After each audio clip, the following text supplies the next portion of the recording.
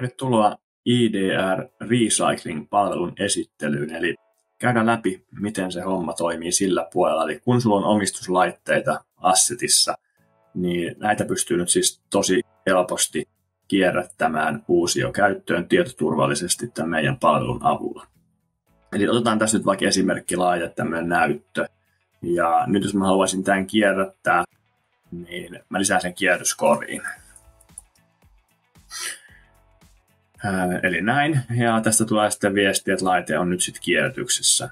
Ja tällä mekaniikalla me siis kerätään laitteita kierrätyskoriin. Tässä pystytään myös hyödyntämään sitä meidän älytarraa, eli siitä pystytään suoraan avaamaan laite ja merkitsemään se sitten kierrätykseen.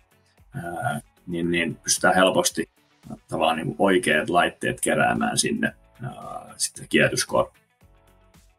Ja kun nämä laitteet on kerätty, niin siirrytään tuonne meidän kierrätyspalveluun. Tässä näkyy nyt tämä äsken lisätty kierrätyslaite, eli tällä periaatteella lisätään sitten tänne kaikki, mitä halutaan kierrättää. Ja tämän jälkeen sitten viimeistellään tämä kierrätys, eli tarjouspyynnön lähetys meidän kumppaneille. Eli tässä pääsee valitsemaan tämän kierrätystavan.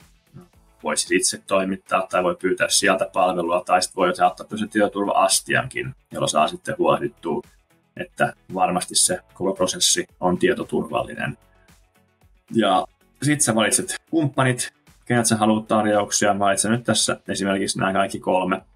Ja tähän voi kirjoittaa sitten kommenttiin, että kierrätetään niin tarjouksen mukaiset, tarjouspyynnön mukaiset laitteet, plus lisäksi tulee vaikka joku muutama näppäimistö ja hiiri, niin sitten ne voidaan huomioida myös hinnassa. Ja tuosta vaan lähetetään tarjouspyyntö, jonka jälkeen sitten meidän järjestelmään tulee ne tarjoukset haetut kumppaneilta.